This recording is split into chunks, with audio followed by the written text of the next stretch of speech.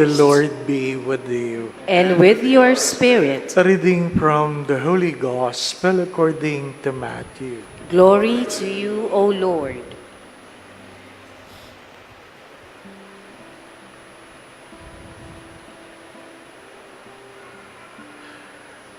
Jesus said to his disciples, I tell you, unless your righteousness surpasses that of the scribes and Pharisees, you will not enter the kingdom of heaven. You have heard that it was said to your ancestors, you shall not kill, and whoever kills will be liable to judgment. But I say to you, whoever is angry with his brother will be liable to judgment. And whoever says to his brother, Raka, will be answerable to the Sanhedrin, and whoever says, you fool, will be liable to the fiery Gehenna.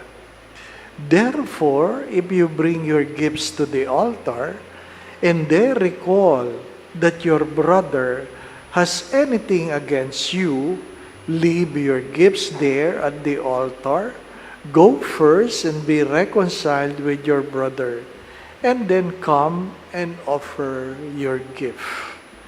Settle with your opponent quickly while on the way to court. Otherwise, your opponent will hand you over to the judge, and the judge will hand you over to the guard, and you will be thrown into prison. Amen, I say to you, you will be released until you have paid the last penny.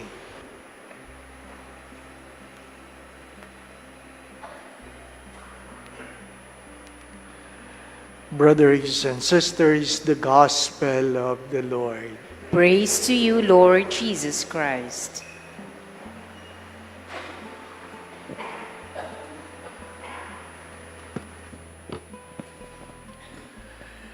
In Israel, you will find a regular Jew and you will find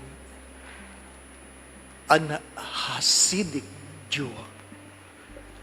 They are the ultra-Orthodox Jew, Hasidic. They really fulfill the law. When we talk about the law, that is 613 laws that they do, especially on Sabbath.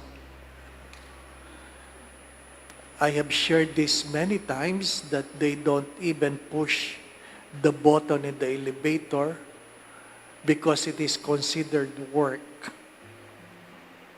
They don't eat if there's no food in the table.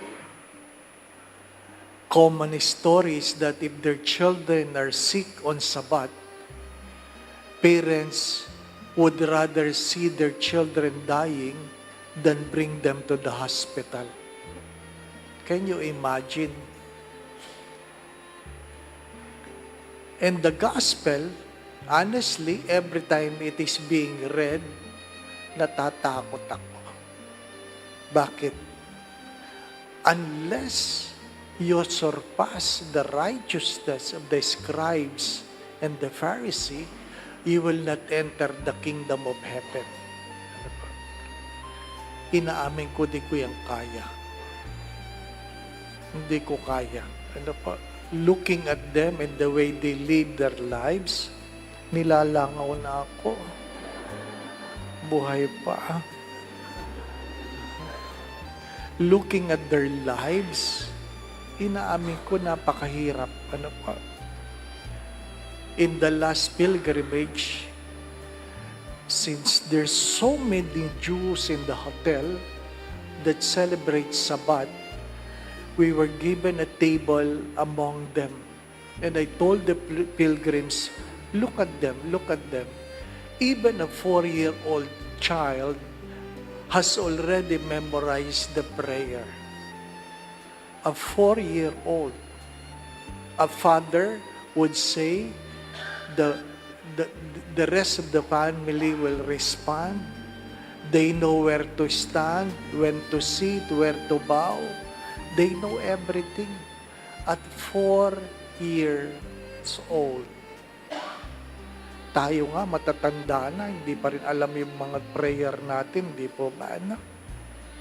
Paano tayo papasok sa langit pag yan ang pamantayan? Di po ba? Buti na lang, hindi ako Hudyo. Ano po? My dear friends, my brothers and sisters, what is the first reading trying to tell us? I guess you have heard this saying, mag-sorry ka na para matapos na. Have you heard those words? Mag-sorry ka na para matapos na. Or, kung nag-sorry ka lang kaagad, hindi lalaki ang problema. Have you heard those words? That's the first reading is all about. Do not wait for the last day. Do not wait for the last day. The Lord never desires sinners to die, but to return to Him and live. So when there is a time, reconcile with God. Can we really survive if God will count our sins? Who among us? Who among us can really survive? Can we really argue with God in terms of our sinfulness? Kahit gaano kagaling na abogado, hindi ka makakalusot sa Diyos. Alam ng Diyos. And while we were given a chance to repent is not just to say, I'm sorry. There is an acceptance of the wrong you did, you have done, then you turn away from it, and you do what is right. Repentance is an invitation to conversion. We have heard many times the words metanoia. Metanoia, a change of heart. Turning away. Why can't we humble ourselves when we all know that we can never reason before God? Don't wait for the last day when the judge, who is God, will pronounce His judgment before you. Don't wait for the day. You know, the late Jaime Cardinal Sin one time shared this with us. Sabi niya, na naghinip ako. Sabi niya, yung aming katulong, sabi niya sa Villa San Miguel, sabi na naginip ako. At sabi ng kardinal, anong napanaginipan mo?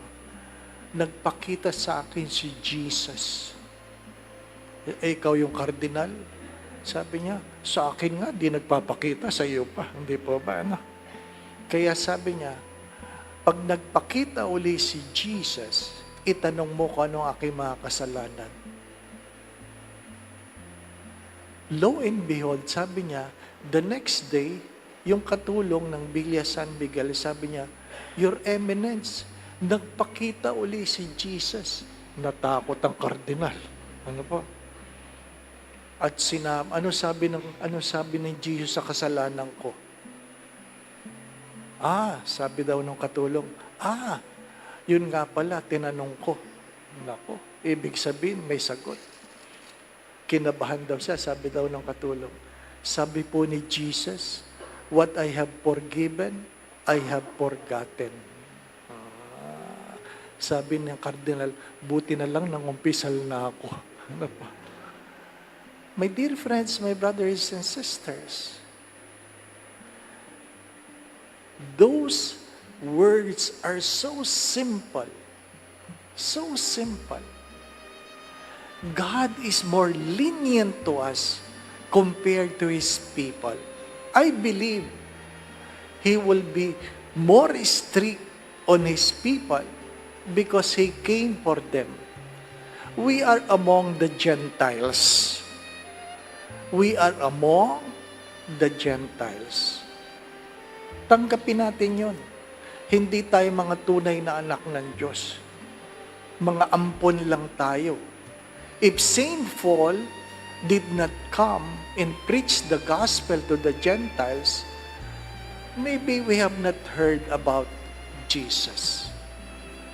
We are just secondary beneficiaries of this grace. And who are we? Who are we? To keep our pride among ourselves by avoiding repentance.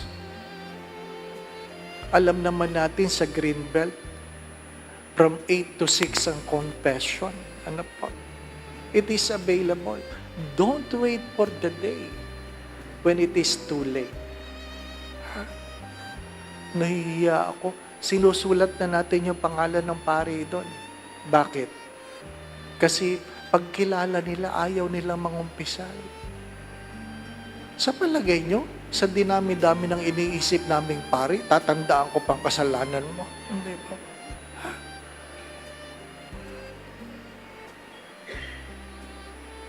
Minsan puno ang pila, pumpo ako sa katabi. Ano po? Sabi ba naman akong nakumpisal? Ano po? Father, asawa ko yung kasunod. Ito po mga kasalanan niya. Ay, bakit nyo inuunahan yung asawa niya? Paano kung hindi yung asawa niya yung kasunod? Di po ba? Ano? Pagkasalanan ng iba, ang galing natin. Pero pag tayo, ano, di ba?